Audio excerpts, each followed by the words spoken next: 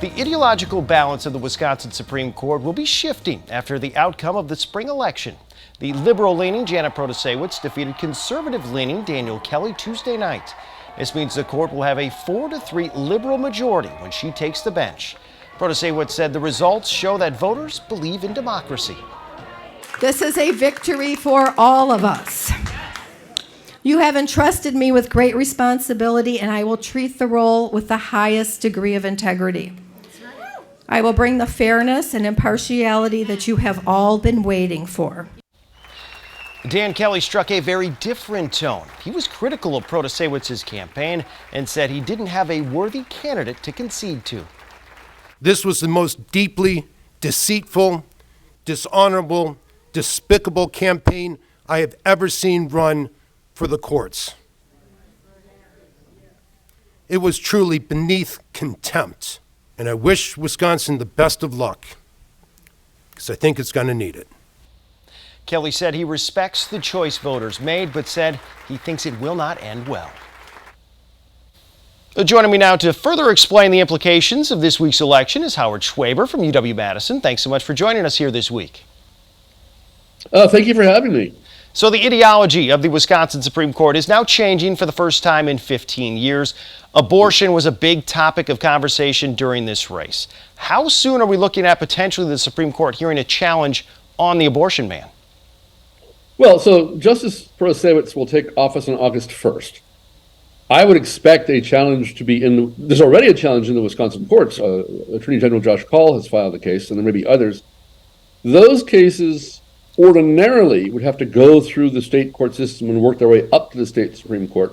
But the court has the authority to speed that process up by granting appeals for expedited review. And under the circumstances, I think that's likely. So I would expect that a challenge to the anti-abortion law in Wisconsin, the famous 1849 statute, will be heard within a matter of just a few months after Protasiewicz takes office.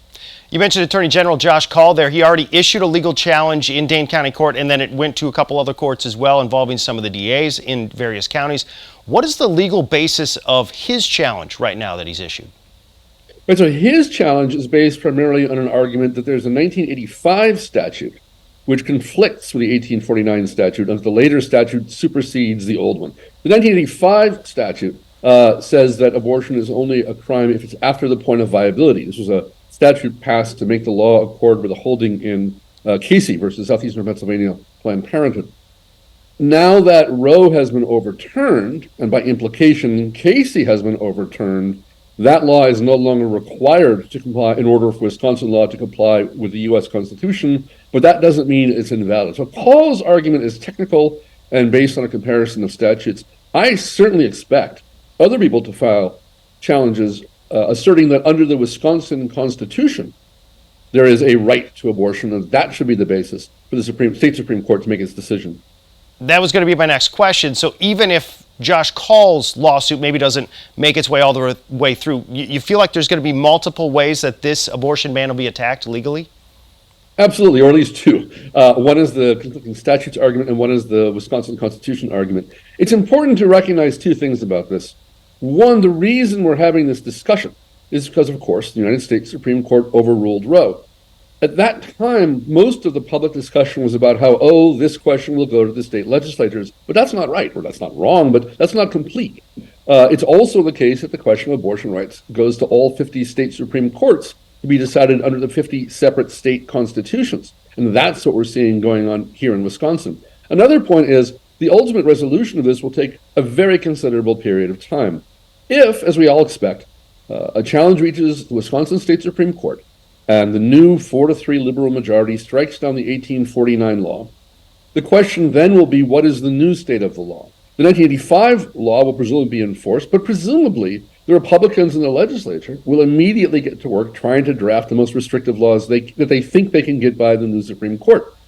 Those laws will likely be vetoed by Governor Evers. There'll be a fight between the legislature and the governor over that. And then eventually some version of those laws that have gotten past the governor will reach the state Supreme Court, which will then rule on them, and the whole process could start over again. So it is likely to be the case that we will quite quickly, after August 1st, be in a situation where the near total 1849 ban is overturned, but it may be an extended period of time before we know what the shape of abortion rights in Wisconsin looks like going forward. So we're very close to a very long process, is what you're trying to say here. That's exactly right. And that's true of a lot of things that we've been talking about with respect to this election. I want to also talk about legislative maps here, because Janet Protasewicz brought those up in her campaign as something she didn't think were fair. What would the legal argument be, though, to challenge those maps as they sit right now? So this is another good example of the same thing. 2 years ago, in a case called Rucho versus Common Cause, the U.S. Supreme Court withdrew federal constitutional protections against political gerrymandering. That meant the question goes to the states, but it goes not only to state legislatures, but also to state courts. So the question will be, do the very, very heavily gerrymandered districts in Wisconsin, which very clearly tilt the outcome of elections on a consistent basis, do those violate the provisions of the Wisconsin state constitution? Again, it's widely expected that the new liberal majority in the court will answer yes and strike down those maps. But then again, that starts a new process. There will then be a fight over what procedures should be used to draw new districts. And the governor and the legislature will fight that out. And that question might go to the court at some point. Once the procedures are worked out, new districts will be drawn, and they may be challenged by the court or be a subject of conflict between the governor and the legislature. So with respect to the gerrymandering of districts, just like with respect to abortion rights, where we are is very close to the beginning of a very long process. We just talked about two issues. What are some of the other things maybe you could see coming up now that the court has shifted balance? Well, gerrymandering is by far the biggest. Everything turns on that. So if you go back to 2010, which was a congressional midterm election, the Republicans won across the country in a red wave of outcome, and immediately started something called Project Red State, a national gerrymandering project seeking to secure Republican control of state legislatures and congressional delegations in as many states as possible. And of course, Wisconsin was one of them. That gerrymander has been behind Republican control of the state legislature ever since. If the gerrymander districts are struck down and more fair districts are drawn, it's highly plausible that Democrats will win one or even both houses of the legislature. If they were to win both houses of the legislature, then nothing that the Supreme Court does matters. The legislature can pass laws granting abortion rights. The legislature could, for example, undo Act 10 or any number of other things. So the gerrymandering issue really encompasses all issues by virtue of the way it directly affects the democratic process. One other issue that is likely to come up has to do with the role of the Wisconsin Supreme Court in national presidential elections in 2024.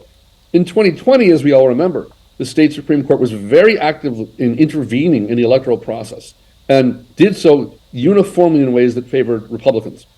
That's not necessarily because they were being partisan on the issues, but the conservatives in the court were favoring strict interpretations of voting laws in ways that made it difficult to make accommodations because of COVID or for other reasons. A more liberal Supreme Court is much less likely to intervene in the electoral process to prevent local election officials from making things easier on voters, and that, at least in the present political climate, favors Democrats. It's really very plausible that 2024 will be a very close presidential election. It's really very plausible that Wisconsin will be a swing state, and that means it's really very plausible that a change in the attitude of the state Supreme Court toward the way these presidential elections are conducted, and especially the way congressional elections are conducted, could have a very big impact on the outcome. And the timing is such that everything we're talking about, abortion, gerrymandering, and the willingness or eagerness of the court to intervene in the electoral process could all come to a head right at the time of the 2024 election.